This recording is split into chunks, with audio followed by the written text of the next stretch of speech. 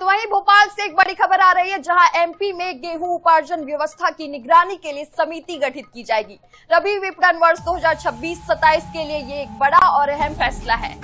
समर्थन मूल्य पर गेहूं खरीदी की होगी समीक्षा, बारदानों की उपलब्धता सुनिश्चित करने पर फोकस। राजस्व मंत्री करण सिंह वर्मा, मंत्री उदय प्रताप सिंह बनाए गए हैं सदस्य। समिति में कृषि मंत्री ईदल सिंह कंसाना, खाद्य मंत्री गोविंद सिंह, मंत्री लखन पटेल भी जो है आपको बता दें मौजूद रहेंगे। तो खबर बता रहे मध्य प्रदेश में गेहूं उपार्जन व्यवस्था की निगरानी के लिए एक समिति गठित की गई है। विपणन वर्ष 2026-27 के लिए बड़ा फैसला।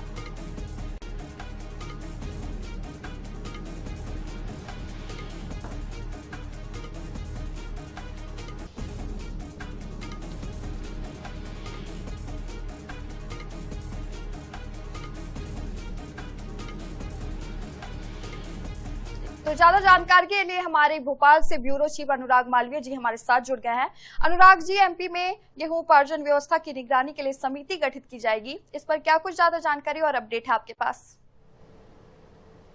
बिल्कुल, देखिए मध्य प्रदेश सरकार ने इस वर्ष को कृषि जो है वर्ष घोषित किया है, किसान कल्याण वर्ष घोषित किया। यही कारण है कि सबसे महत्वपूर्ण समय यही है जब गेहूं खरीदी होती है। मध्य प्रदेश सबसे बड़ा गेहूं उत्पादक प्रदेश है और साथ में मध्य प्रदेश की सबसे बड़ी फसल गेहूं ही है और उसकी जो समर्थन मूल्य पे खरीदी है उसकी प्रक्रिया शुरू है।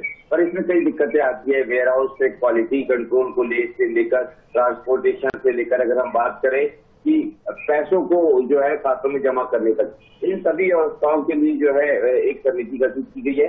महत्वपूर्ण रूप से समिति में हम देखेंगे तो कृषि मंत्री जिनका होना स्वाभाविक है वो है, खाद्य मंत्री क्योंकि गेहूं खरीदी की जिम्मेदारी वेयर हाउस के माध्यम से कृषि विभाग के पास होती है, गोविंद सिंह राजपूत हुआ है।